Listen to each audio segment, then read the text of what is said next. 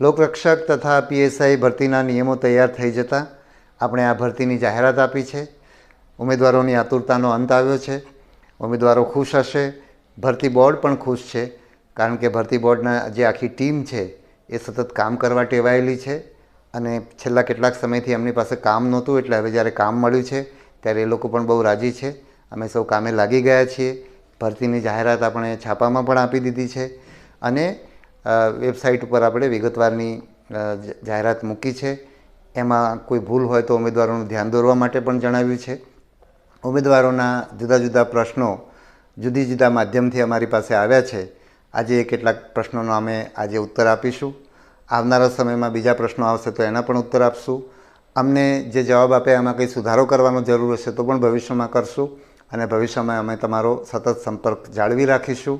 તમારા તરફથી જે પણ ફીડબેક અમારી પાસે આવે તો તમે ભૂતકાળની ભરતીનો પણ તમને અનુભવ છે કે જ્યારે પણ ફીડબેક આવે ત્યારે એમાં જે પણ કરવા જેવું હોય એ અમે કરતા હોઈએ છીએ અને જે નથી કરવા જેવું એ અમે નથી કરતા.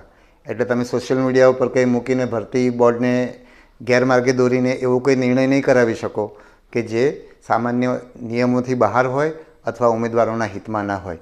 એટલે ઉમેદવારોના હિતમાં, ભરતીના હિતમાં જે પણ કરવું પડે એ આપણે કરીશું.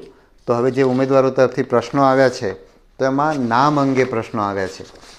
તો આપણે આ ભરતીની અંદર ઉમેદવારોનું નામ છે એ 12મા ધોરણની માર્કશીટમાં જે નામ હોય એ નામ લખવા માટેનું કહ્યું છે.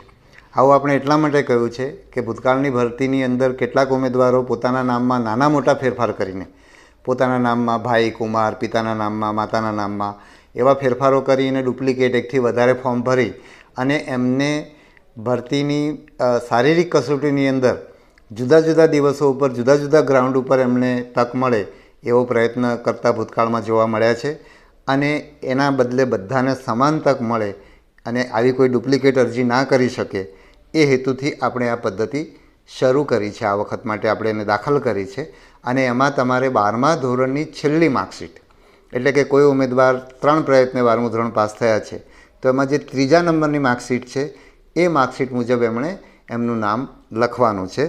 પછી કોઈક ઉમેદવારે બહુ સરસ, ઉમેદવારો બહુ સારી રીતે વિચારે છે, એટલે કોઈ ઉમેદવારે પ્રશ્ન એવો કર્યો કે જો અમે આ અમારું માર્કશીટની અંદર નામ છે અને આધાર કાર્ડનું અમારું નામ જુદું હોય અથવા તો કોઈ પણ આઈડેન્ટિટી કાર્ડનું અમારું નામ જુદું હોય અને અમે આઈડેન્ટિટી કાર્ડ સાથે પરીક્ષા કેન્દ્રમાં જઈશું તો અમને કેવી રીતે પ્રવેશ મળશે.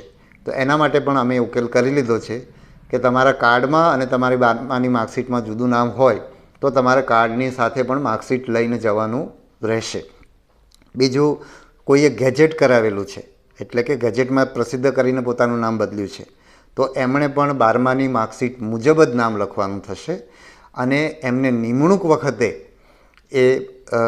વખતે એમને ગેજેટ મુજબનું નામ દાખલ કરવામાં આવશે. એટલે અત્યારે તેમણે 12માની માર્કશીટ મુજબ જ નામ લખવાનું છે. કોઈ એવું પણ પૂછ્યું છે કે અમારે ડિપ્લોમાની અંદર માર્કશીટ નથી હોતી, તો તમારું જે ગ્રેડ સર્ટિફિકેટ છે એ પણ તમારી માર્કશીટ છે. એટલે તમે જાણો છો કે 12માની પરીક્ષાની અંદર 2 વસ્તુ તમને મળે છે. એક 12માની માર્કશીટ મળે છે અને એક પાસિંગનું પ્રમાણપત્ર 12માનું મળે છે. એવું જ 10મામાં થાય છે. એટલે ડિપ્લોમાની અંદર તમે કયા કયા વિષયમાં કયા ગ્રેડ મેળવ્યા છે અથવા કયા માર્ક્સ મેળવ્યા છે એ તમારી માર્કશીટ છે અને એમાં તમારું જે નામ હોય એ મુજબ તમારે નામ લખવાનું છે. અને તો આ તમારી આ એક સ્પષ્ટતા થઈ ગઈ. બીજું, તમે એમાં આપણે જે ઓજસની અંદર જે એપ્લિકેશન છે એની અંદર તમારી અટક, તમારું નામ, તમારા પિતાનું નામ, આ રીતે જ એની અંદર હોય છે. એટલે તમારી માર્કશીટની અંદર તમારી જે અટક છે એ તમારે ત્યાં લખવાની છે. તમારી પિતાનું નામ જ્યાં છે ત્યાં મતલબ તમારું પિતાનું નામ છે એ પિતાની જગ્યાએ લખવાનું છે અને તમારું નામ છે તમારા નામની જગ્યાએ લખવાનું છે. તમારી માર્કશીટની અંદર તમારી સરનેમ પહેલાં છે કે છેલ્લા છે એનાથી ફરક પડતો નથી. તમારી અટક જ્યાં જગ્યાએ અટકનું ખાનું છે ત્યાં તમારી અટક લખવાની છે, બરાબર છે. અને તમારી માર્કશીટની અંદર અટક પહેલાં હોય અને અથવા અટક પાછળ હોય અને તમારું જે આપણે ઓજસની એપ્લિકેશન છે એમાં અટક પહેલાં હોય પણ એનાથી તમારી અટક બદલાતી નથી. એટલે મને લાગે છે કે આ વસ્તુ તમને સ્પષ્ટ થઈ ગઈ હશે. તમારા નામમાં કોઈના દાખલા તરીકે લગ્નના કારણે નામ બદલાયું હોય તો એ લગ્નનું સર્ટિફિકેટ રજૂ કરીને નિમણૂક વખતે એમાં ફેરફાર થઈ શકશે. પણ તમારે જે એપ્લિકેશન કરવાની છે એ તો 12માની માર્કશીટમાં તમારું જે નામ છે એમાં પણ તમારી છેલ્લી માર્કશીટમાં જે નામ છે એ નામથી તમારે તમારી અરજી કરવાની છે. બરાબર. તમારા માર્કશીટના નામમાં ભૂલ હોય તો પણ તમારે એ નામ સાથે જ અરજી કરવાની છે.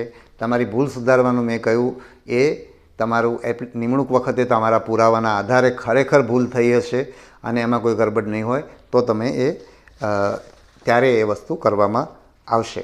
એક કોઈ વિદ્યાર્થીની એવી રજૂઆત પણ આવી છે કે અમે લોકો 10મું પાસ 12મું પાસ થયા વિના અમે સીધા ગ્રેજ્યુએટ થઈ જઈએ છીએ. તો આવા કોઈ કેસ હોય, કારણ કે અમને અત્યારે ખ્યાલ નથી કે 10મું 12મું પાસ થયા વિના સીધા ગ્રેજ્યુએટ થઈ શકાય.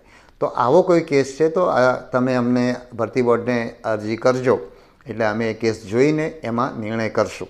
કારણ કે આ જે વ્યવસ્થા કરી છે એ મેં કહ્યું એમ ડુપ્લિકેટ ન થાય એ માટે આપણે વ્યવસ્થા કરી છે અને એનો કોઈ પણ રીતે કોઈ લોકો ગેરલાભ ન લે એ આપણે એમાં જોઈશું. બીજું, જ્યારે અરજી ફોર્મ ભરવાનું શરૂ થશે ત્યારે આપણી હેલ્પલાઇન પણ હશે, એટલે તમારા આવા કોઈ પણ પ્રશ્નો હશે તો એના હેલ્પલાઇનમાં જવાબો આપવામાં આવશે. કેટલાક ઉમેદવારોએ ચશ્માના નંબર બાબતે પૂછ્યું છે. તો ચશ્માના નંબર બાબતે અત્યારે અમારી પાસે કોઈ ધોરણો ઉપલબ્ધ નથી. જો ભવિષ્યમાં કંઈ પણ ઉપલબ્ધ થશે તો અમે તમને જણાવીશું. ચશ્માના નંબર હોય કે બીજી કોઈ પણ ખામી કે તમે મેડિકલમાં પાસ થશો કે નહીં એ ભરતી બોર્ડ એ નક્કી કરી શકે નહીં, કારણ કે એની આવડત અમારી પાસે ના હોય. એ નિર્ણય ડૉક્ટરે જ કરવાનો હોય, એટલે મેડિકલની જે ચકાસણી કરવાનું કામ છે એ ડૉક્ટર જ તમારો નિર્ણય કરશે. પણ એમાં અમારી પાસે જે કંઈ માહિતી ઉપલબ્ધ હશે એ માહિતી તમને આપશું. એવું જ રંગ અંધતા બાબતે કેટલાક લોકોએ પૂછ્યું છે. તો એ બહુ સ્પષ્ટ છે કે લોકરક્ષક અને પીએસઆઈ એની ભરતીની અંદર રંગ અંધ ઉમેદવારો છે એ લાયક નથી, પણ જેલ સિપાહીની અંદર રંગ અંધ ઉમેદવાર લાયક છે. એટલે જે લોકો ખરેખર રંગ અંધ છે એ એમને ચાહે તો મેડિકલની ચકાસણી કરાવી લે, જેથી કરીને એ લોકો રંગ અંધ હોય, પોતાનો સમય આપે, પરીક્ષા આપે અને છેલ્લે એમની પસંદગી ન થાય અને નિરાશ ન થાય, એવું ન થાય એટલા માટે એ લોકો આ ચકાસણી પહેલાંથી કરાવી દે. અને મેં કહ્યું એમ લોકરક્ષક અને પીએસઆઈમાં જ રંગ અંધતા અમાન્ય છે. પછી એક પ્રશ્ન છે કે શારીરિક કસોટી ક્યારે લેવામાં આવશે? તો આપણે 30મી એપ્રિલ સુધી આપણા ફોર્મ લેવાની છેલ્લી તારીખ છે, એટલે એ પછી બધી પ્રોસેસિંગ કરીને આપણે જો વહેલામાં વહેલી પરીક્ષા લઈએ તો પણ 20 મેની આજુબાજુ લઈએ, એટલે એ વખતે ઉનાળાનો સમય હોય. અને જે આપણે જે સવારે પણ ધારો કે પરીક્ષા લઈએ છીએ તો જેમ જેમ દિવસ ઉગે એમ એમ ગરમી થતી જાય, એટલે બધા ઉમેદવારોને સરખો ન્યાય આપણે ના આપી શકીએ. મુદ્દા નંબર 1. મુદ્દા નંબર 2 કે આપણે 20 મેની આજુબાજુ પરીક્ષા શરૂ કરીએ તો 15 જૂનની આજુબાજુ ગુજરાતમાં વરસાદ શરૂ થઈ જતો હોય છે, એટલે આપણે શારીરિક કસોટી યોગ્ય રીતે પૂરી ના કરી શકીએ. એટલે જ અમે કોઈ અવઢવ ન રહે એટલા માટે અમે એ નિર્ણય ચોમાસા પછી શારીરિક કસોટી લેવાનો નિર્ણય કરેલો છે. અને એની ઉમેદવારોને આપણે જ્યારે પહેલા જ દિવસે અમે જ્યારે જાહેરાત આપી અને મીડિયાને સંબોધન કર્યું ત્યારે એ માહિતી અમે ઉમેદવારને આપી દીધી છે. એટલે શારીરિક કસોટી છે એ ચોમાસા પછી શરૂ થશે. બીજી જે વિગતવાર અમે જે જાહેરાત આપી અને એમાં કોઈ ખામી હોય તો ધ્યાન દોરવા માટે કહ્યું. ઘણા બધા ઉમેદવારોએ જુદું જુદું ધ્યાન દોર્યું છે. એની અંદર તમને કહું, એક ખાસ બધા લોકોએ જેમાં સૌથી વધારે રજૂઆત આવી છે એ છે એસસીબીસી અને ઈડબ્લ્યુએસના સર્ટિફિકેટની તારીખ. તો એસસીબીસીના સર્ટિફિકેટની તારીખ 1/4/22 થી 30/4/24 સુધીની છે અને ઈડબ્લ્યુએસની તારીખ છે 1/5/21 થી 30/4/24 સુધીની. તો ઘણા ઉમેદવારને એવું થાય છે કે તમે માત્ર 2 વર્ષ બતાવ્યા છે. એવું નથી. એનું કારણ એ છે કે જે એસસીબીસીનું પ્રમાણપત્ર છે એ પ્રમાણપત્રની પાત્ર યોગ્યતા 3 નાણાકીય વર્ષ સુધીની છે. એટલે 1/4/22 જે પ્રમાણપત્ર ઇસ્યુ થયું હોય એ 31/3/25 સુધી વેલિડ છે. 1/4/22 પહેલાંનું પ્રમાણપત્ર, એટલે કે આપણે 1/4/22 થી 31/3/22 સુધી પહેલું નાણાકીય વર્ષ થયું. એટલે 1/4/22 જે પ્રમાણપત્ર ઇસ્યુ કર્યું હોય એનું પહેલું નાણાકીય વર્ષ પૂરું થયું. 1/4/23 થી 31/3/23 સુધી એનું બીજું નાણાકીય વર્ષ અને 1/4/24 થી 31/3/25 સુધી એનું ત્રીજું નાણાકીય વર્ષ. બરાબર છે. એટલે જો એના પહેલાં 1/4/22 પહેલાં તમે ધારો કે પ્રમાણપત્ર કીધું હોય, આપણે એમ માનો કે 31/3/22 કોઈએ પ્રમાણપત્ર લીધું હોય તો 31/3/22 એનું પહેલું નાણાકીય વર્ષ પૂરું થાય છે. અથવા તો 15/3/22 કોઈએ પ્રમાણપત્ર લીધું હોય તો 31/3/22 એનું પહેલું વર્ષ પૂરું થઈ જાય. 31/3 2023 એનું બીજું વર્ષ પૂરું થઈ જાય અને 31/3/24 એનું ત્રીજું વર્ષ પૂરું થઈ જાય. એટલે આપણે જ્યારે 4મી એપ્રિલથી આપણે જે જાહેરાત આપીએ છીએ અથવા 30મી એપ્રિલે છે ત્યારે એ પ્રમાણપત્ર એ વર્ષે વેલિડ એ 1 એપ્રિલ પછી એ પ્રમાણપત્ર વેલિડ 31 માર્ચ પછી એ પ્રમાણપત્ર વેલિડ ના ગણાય. એટલા માટે આપણે જે તારીખ આપેલી છે 1/4/22થી 30/4/24 સુધીની એ તારીખમાં કોઈ ભૂલ નથી. EWSનું પ્રમાણપત્ર છે એ 3 વર્ષ માટે વેલિડ છે. એટલે 1/5/21થી 30/4/24 સુધીનું પ્રમાણપત્ર, એટલે પૂરા 3 વર્ષ થશે. 1/5/21થી 30/4/24 એ પૂરા 3 વર્ષ થાય છે, બરાબર છે. એટલે 1/5/21 પહેલાંનું પ્રમાણપત્ર એમાં વેલિડ નહીં થાય, કારણ કે 3 વર્ષથી સમય વધી જાય છે. એટલે આ બંને તારીખોની અંદર કોઈ ખામી નથી. બીજું, ઉમેદવારોને વેઇટિંગ બાબતે એક પ્રશ્ન છે. તો સરકારનો નિયમ એવો છે કે જે ભરતીની અંદર એકથી વધારે સંવર્ગની પરીક્ષા થતી હોય, એકસાથે ભરતી થતી હોય, એ સંવર્ગમાં પ્રતીક્ષા યાદી રાખવી નહીં. એટલે આપણી જે લોકરક્ષકની ભરતી છે એ આમ, અનામ, SRP, જેલ સિપાઈ બધાની ભેગી છે. એટલે એકથી વધારે સંવર્ગની ભરતી છે, એટલે એની અંદર પ્રતીક્ષા યાદી રાખવામાં આવશે નહીં. એટલે ઉમેદવારો એમ થાય કે અમને કેમ અન્યાય થાય છે?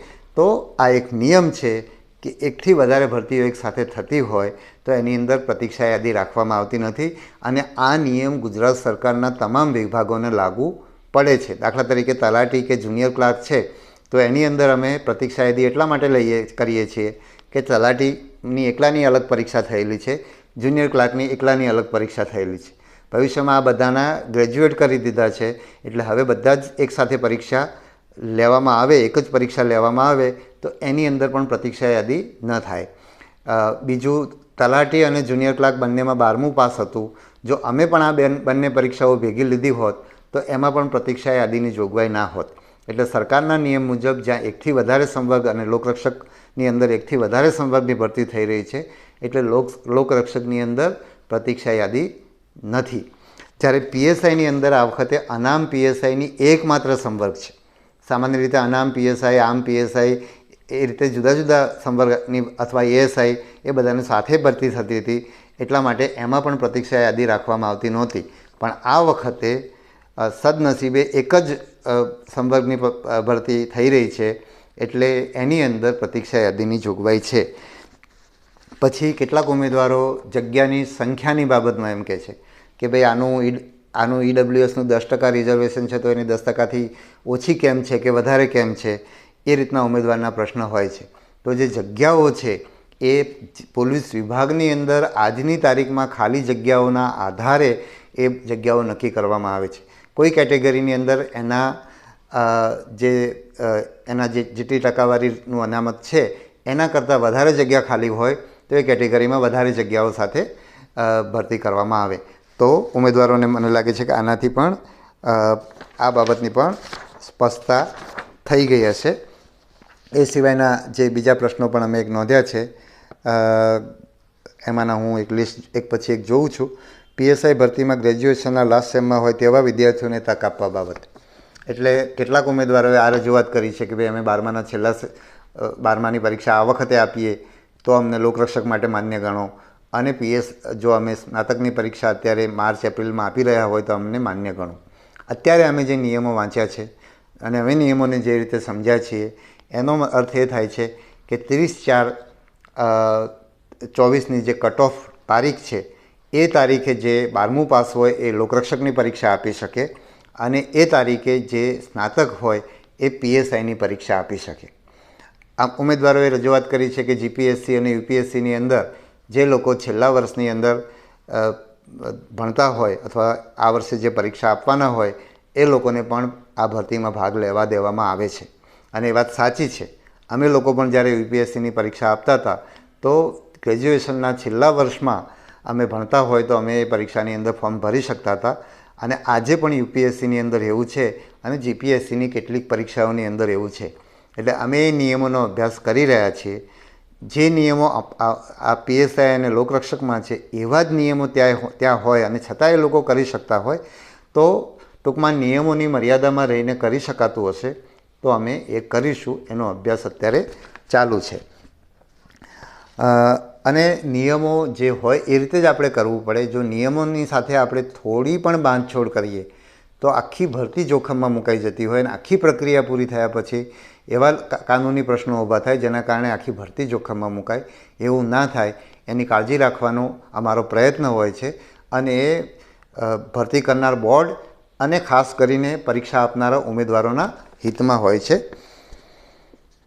હા, એક કોઈ પ્રશ્ન છે કે માર્કશીટ સુધારા માટે આપી હોય અને હજુ સુધી ના આવી હોય તો ફોર્મ ભરી શકાય? તમે બિલકુલ ભરી શકો. તમારું જે પ્રમાણપત્ર રજૂ કરવાના છે તો તમારી આખી પ્રક્રિયા પૂરી થાય ત્યારે કરવાના છે, બરાબર. પછી 12માની માર્કશીટ મુજબ નામ અપલોડ કરીએ ત્યારે આઈડી કાર્ડમાં નામ, એ તો વાત થઈ ગઈ. ના સોરી, 12માની માર્કશીટ મુજબ નામ અપલોડ કરીએ ત્યારે આઈડી કાર્ડમાં નામ અલગ પડી જાય ત્યારે શું કરવું? કારણ કે માર્કશીટ જૂની હોય અને ગેજેટમાં નામ સુધારેલ હોય તો અરજી કયા નામથી કરવી? તો આવો કેસ હોય એની અંદર પણ અરજી 12માની માર્કશીટ મુજબ જ કરવાની છે. અને મેં કહ્યું એમ, તમે ગેજેટથી પછી નામ બદલાવ્યું હશે તો તમારે જ્યારે તમે નિમણૂક મળશે ત્યારે તમારે ગેજેટના પુરાવા રજૂ કરવાના રહેશે અને એ પ્રમાણે તમારું નામ બદલાશે. એ જ રીતે મહિલાઓના કિસ્સાની અંદર પણ લગ્ન થવાના કારણે એમની અટક બદલાણી હોય અને એમના નામમાં જે કંઈ ફેરફાર થયો હોય એ ફેરફારમાં પણ એમના લગ્નના પ્રમાણપત્રના આધારે નિમણૂક વખતે ફેરફાર કરવામાં આવશે. પરીક્ષાના અભ્યાસક્રમ બાબતે તો અત્યારે ભરતી નિયમોની અંદર જે પણ અભ્યાસક્રમ આપ્યો છે એ અભ્યાસક્રમ મુજબ તમારે તૈયારી કરવાની રહે. જે રિઝનિંગ છે, ડેટા એનાલિસિસ છે, એ બધાની અંદર પણ અમે અત્યારે મારી જે સમજ છે, હું હજુ તો તમને બધાને મળવાનો છું. તમને કંઈ રજૂઆત કરવી હોય તો તમે અહીંયા રૂબરૂ આવીને પણ મને કરી શકો છો. તમને બધાને સાંભળ્યા પછી મારે પરીક્ષા કઈ રીતે લેવી એનો હું વિચાર કરવાનો છું.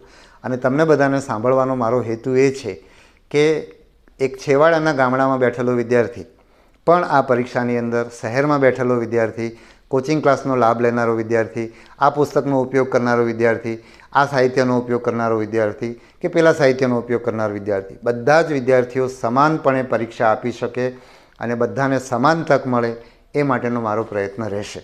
એટલે હું એક અભ્યાસક્રમ આપું અને એ અભ્યાસક્રમ કેટલાક લોકો, કોઈ કોચિંગ કે કોઈ પણ લોકો એને ભણાવે અને જે ભણાવે એટલા જ લોકોને એનો લાભ થાય, એને બદલે 12મું ધોરણ પાસ કરેલો કોઈ પણ વિદ્યાર્થી આ પરીક્ષાની અંદર સમાન તક એને મળે એ જ રીતે પીએસઆઈની અંદર ગ્રેજ્યુએટ થયેલા વિદ્યાર્થીને સમાન તક મળે એવો મારો પ્રયત્ન છે. ઘણીવાર મને જૂની ભરતીમાંથી હમણાં જ મને કેટલાક લોકો મળ્યા તો રસ્તામાં મને મળી જાય તો હું એને હંમેશા પૂછતો હોઉં છું કે તમે ક્યાં રહીને પરીક્ષા આપી અને તમે ત્યાં રહીને પરીક્ષા આપી તો શું પુસ્તકો વાંચતા હતા, તમે શું સાહિત્યનો ઉપયોગ કર્યો હતો, તમે કોચિંગનો ઉપયોગ કર્યો હતો, નહોતો કર્યો. તો આ બધું હું એટલા માટે જાણવા માગું છું કે કોઈ પણ ભરતી બોર્ડ, મારું ભરતી બોર્ડ હોય, યુપીએસસી હોય, જીપીએસસી હોય, કોઈ પણ ભરતી બોર્ડ હોય, એનો હેતુ છે તમામને સરખી તક મળે. એટલે હું તમને બધાને સાંભળવાનો છું. તમે મને અહીંયા આવીને મળી પણ શકો છો. હું તમને ચોક્કસ સાંભળીશ અને નિર્ણય હું પછી કરીશ. એટલે તમે મારી પાસે રજૂઆત કરવા આવો અને ત્યારે મારી પાસે નિર્ણય માગો તો નહીં મળે, કારણ કે ઘણા બધા લોકોને સાંભળ્યા પછી મારે એ નિર્ણય કરવાનો છે. અત્યારે મારી સમજ એ છે કે સરકારે જે અભ્યાસક્રમ બનાવ્યો છે એ અભ્યાસક્રમ મુજબ તમારે તૈયારી કરવાની છે. બીજું, તમે એમ કહેતા હો, તમે ઘણા કહો છો કે ભાઈ જીપીએસસીમાં જે રીતે ઇતિહાસનો અભ્યાસક્રમ આપ્યો છે અથવા યુપીએસસીમાં જે અભ્યાસક્રમ આપ્યો છે, જે લોકો, મતલબ તમે લોકો એ અભ્યાસક્રમ જોઈ લેજો. એની અંદર પણ બરાબર છે, ઇતિહાસના બધા જ ચેપ્ટરો એમાં લખેલા હોય એવું બની શકે અને એટલે એનાથી તમને મોટો ફરક પડે એવું મને દેખાતું નથી. છતાં પણ અભ્યાસક્રમ વિશે તમારા જે કંઈ સૂચનો છે હું સાંભળીશ, પણ મારું છેલ્લું લક્ષ્ય એ હશે કે હું જે પરીક્ષા, મતલબ આપણે જે પરીક્ષા ભરતી બોર્ડ લેશે એમાં બધાને સમાન તક મળે. દાખલા તરીકે તમારું રિઝનિંગ છે, એમાં હું તમને 10 ટૉપિક આપું અને 10 ટૉપિક તૈયારી કરનારા લોકો અથવા કોઈ કોચિંગના માધ્યમથી તૈયારી કરનારા લોકોને લાભ મળે એવું હું નથી ઈચ્છતો. તમે જે સ્કૂલ કોલેજમાં ભણ્યા છો, તમારી અંદર જે આંતરિક તાકાત પડેલી છે, તમે જે આવડત આટલા વર્ષોના અભ્યાસના અંતે કેળવી છે અને પરીક્ષાની તૈયારી કરીને તમે જે કેળવવાના છો અને એ પ્રશ્ન તમારી એ તૈયારી સાથે જે તમારી સામે પ્રશ્ન આવે ને તમે એને હેન્ડલ કરી શકો, એ આવડત પરીક્ષાની અંદર ચકાસાય એવો અમારો પ્રયત્ન રહેશે. અને તમે યુપીએસસીના પ્રશ્નો પણ જુઓ તો એની અંદર પણ એ લોકો હંમેશા એવો પ્રયત્ન કરતા હોય છે તમે યુપીએસસીનો એક પ્રશ્નપત્ર હાથમાં આવે તો પહેલી નજરે વિદ્યાર્થીએ વાંચ્યું હોય એમાંથી 15-20 પ્રશ્નોથી વધારે જવાબ આપી શકાતા નથી. બાકીના જવાબ ઉમેદવારે અત્યાર સુધીની કેળવેલી આવડતના આધારે, એણે કરેલો અભ્યાસ, એની એબિલિટીના આધારે જવાબ આપતા હોય છે. તમે એવું કહેશો કે આ તો અમારી લોકરક્ષકની પરીક્ષા છે અને પીએસઆઈની પરીક્ષા છે અને તમે યુપીએસસીની વાત કરો છો. તો યુપીએસસી જે વસ્તુ કરી રહી છે એ યુપીએસસીના સ્તરની કરી રહી છે. અમે જે લોકરક્ષકની પરીક્ષાની અંદર લોકરક્ષકના સ્તરનું કરવામાં આવશે અને પીએસઆઈના સ્તરની અંદર પીએસઆઈના સ્તરનું કરવામાં આવશે. તમારી આવડતને બરાબર ટેસ્ટ થાય એવો અમે પ્રયત્ન કરશું.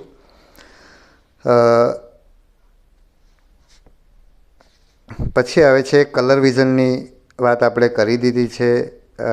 પછી ડિપ્લોમાના બેઝ ઉપર 12 પાસ થાય એની પણ આપણે વાત થઈ ગઈ છે. એચએસસી પાસ હોય અને એકથી વધારે ટ્રાય આપેલા હોય, એકથી વધારે ટ્રાય આપ્યા હોય તમને છેલ્લી માર્કશીટ મુજબ કામ કરવાનું છે.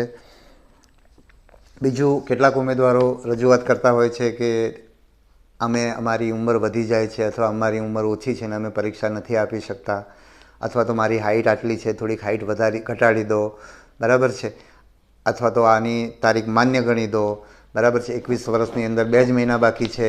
તો નિયમો એક સરખા એ નિયમો બને અને એ નિયમો મુજબ જ એનો અમલ કરી શકીએ. તમારી લાગણી હું સમજી શકું છું. તમારી જગ્યાએ આજે મારે એક ઉમેદવારનો મારી પર ફોન આવ્યો કે સાહેબ હું 17/4ના મને વર્ષો મારી ઉંમર થઈ જાય છે. જો ખરેખર એ દિવસ પહેલાં ભરતીની તારીખ હોત તો હું પાસ થઈ જાત. મારે 10-12 દિવસ માટે થઈને હું આ ભરતીમાં મારી ઉંમર વધી જવાના કારણે હું આ પરીક્ષા આપી શકતો નથી અને હું છેલ્લા 2 વર્ષથી નોકરી મૂકીને તૈયારી કરું છું. તો એનું દુઃખ હું સમજી શકું છું. મેં પણ પરીક્ષાઓ આપી છે એટલે એનું દુઃખ હું સમજી શકું છું. એ વિદ્યાર્થીને મેં એ જ કહ્યું કે તારો આ એક દરવાજો બંધ થઈ રહ્યો છે તકનો, પણ તારા કેટલાય બીજા દરવાજા ખુલી શકે. તારે એ જ અભિગમ સાથે તારું આ દુઃખને બાજુ પર મૂકીને, અને હું એમ નથી કહેતો કે મેં આ વાત કરી એટલે એનું દુઃખ બાજુ પર મુકાઈ જશે, થોડો સમય એમાં લાગશે, પણ દુઃખ બાજુ પર મૂકીને તમે તમારા જીવનનું જે બીજું ક્ષેત્ર છે એ ક્ષેત્રમાં તમે તમારો શ્રેષ્ઠ પ્રયત્ન કરશો તો તમને ચોક્કસ સફળ થશો. અને મારે ખુશી સાથે કહેવું જોઈએ કે એ વિદ્યાર્થીનું દુઃખ હું જોઈ રહ્યો હતો, પણ એ વિદ્યાર્થીની સમજ માટે મને ગૌરવ થાય છે કે એમાં આક્રોશ નહોતો, બરાબર છે, એનું દુઃખ મને દેખાતું હતું.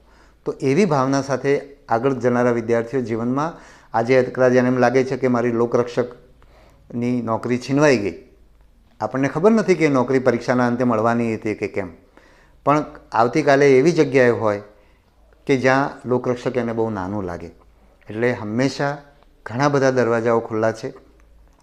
આજે તમને ખુલ્લા ના દેખાતા હોય કારણ કે આજે તમારું ધ્યાન આ ભરતી તરફ જ હોય, પણ તમને નવા દરવાજા ખુલશે જ એવો તમારે ભરોસો રાખવાનો. અને મેં મારી આટલી લાંબી જિંદગીમાં ઘણા નવા દરવાજાઓ ખુલતા જોયા છે. એટલે જે થાય એ સારા માટે જ થશે એવો ભાવ રાખશો તો તમે જીવનમાં જે કરશો એ સારા માટે, તમારા જીવનમાં સારું જ થશે, બરાબર. એ આશા રાખીને હું મારી વાત પૂરી કરવા જઈ રહ્યો છું. ફરીવાર કહું છું કે તમારા જે કંઈ પ્રશ્નો અત્યારે અમારી સમક્ષ આવ્યા છે, અમને જે સમજાણા છે એ પ્રમાણે જવાબ આપ્યા છે, એમાં કંઈ ખૂટતું હશે તો આવનારા સમયમાં અમને કંઈ નવું જાણવાનું મળશે તો પણ અમે જણાવતા રહીશું. અને હું જે કંઈ વિડીયોમાં કહું છું એ માર્ગદર્શન માટે કહું છું, એને તમે ઓથેન્ટિક નહીં ગણતા. અમે જે વેબસાઇટ ઉપર મૂકીએ છીએ એ સાહિત્ય ઓથેન્ટિક, એમાં પણ અમે તમને કીધું છે કે એડવર્ટાઇઝમેન્ટ અમે જે આપી છે એ વિદ્યાર્થીઓની સમજ માટે આપી છે. એડવર્ટાઇઝમેન્ટની અંદર તમને ક્યાંક વિવાદ થાય કે નિયમો અને એડવર્ટાઇઝમેન્ટ વચ્ચે સાચું કોણ, તો નિયમો સાચા, સરકારના પરિપત્રો સાચા, સરકારની સૂચનાઓ સાચી. એટલે ક્યાંય તમને મારું અહીંયા બોલવાના કારણે ક્યાંય તમને ગેરસમજ થતી હોય અને નિયમોમાં જુદું લખ્યું હોય, જાહેરાતમાં જુદું લખ્યું હોય, તો નિયમોમાં જે લખ્યું છે એ માન્ય ગણવું, આ રીતે છે. અને આમાં કંઈ પણ પ્રશ્ન થાય તો તમે ભરતી બોર્ડનો સંપર્ક કરી શકો છો, કારણ કે તમારો પ્રશ્ન છે એ અમે એને એ રીતે જોઈએ છીએ કે એવો પ્રશ્ન બીજાને પણ હોઈ શકે અને દરેકને એનો જવાબ મળે એવો અમારો પ્રયત્ન હોય છે. સૌને ખૂબ શુભેચ્છાઓ. આપણે લાંબા સમય સુધી સાથે રહીને કામ કરવાના છીએ અને આપણે એકબીજાને સમજીને કામ કરીશું. અને આખી પ્રક્રિયા અમારા માટે પણ અને તમારા માટે પણ ખૂબ જ આનંદદાયક અને આપણે જીવનમાં જ્યાં છીએ ત્યાંથી ઉપર જઈએ એ દિશામાં સફળ થઈએ કે ના થઈએ પણ આપણે જ્યાં આજે જે સ્તરે છીએ ત્યાંથી આપણે ચોક્કસ ઉપર જઈશું. આપણા મનનો વિકાસ થશે, આપણો બધા જ ક્ષેત્રનો આપણે એટલીસ્ટ આપણી જે ક્ષમતા છે એમાં ચોક્કસ સુધારો થશે. એ અભ્યર્થના સાથે, એવી શુભેચ્છાઓ સાથે મારી વાત પૂરી કરું છું. ધન્યવાદ.